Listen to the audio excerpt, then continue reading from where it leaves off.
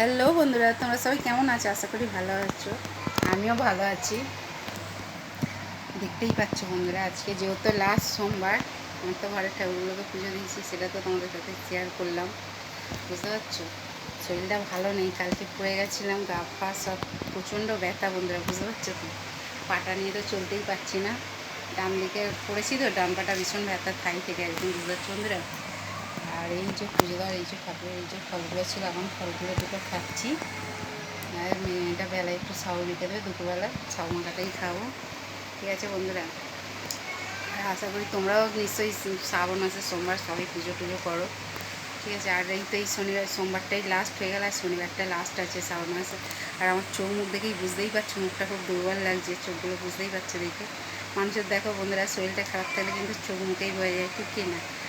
আর আমার যত কষ্টই হোক আমি তো ওকে বুঝতে দিই না সত্যি। আর আমার এই হাসিটাই সবসময় সবাইকে দেখিয়ে এসেছি, দেখাতে চাই, ঠিক কিনা বন্ধুরা। দেখো কাটা গায়ে সবাই নুনের ছেটে দেবে, কেউ কিন্তু মলম লাগাতে চায় না, ঠিক কিনা বন্ধুরা বলো, তাই না?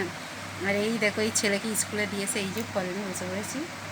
ঠিক আছে বন্ধুরা, তারপরে যেগুলো প্লেটে রেখেছি সেগুলো একদম কুচি কুচি করে দিয়েছি, যেহেতু এগুলো তুলে নেবো বলে ওই জন্য বড়ো বড়ো করে দিয়েছিলাম। অবশ্যই টুকরো টুকরো করে কেটে দেবো।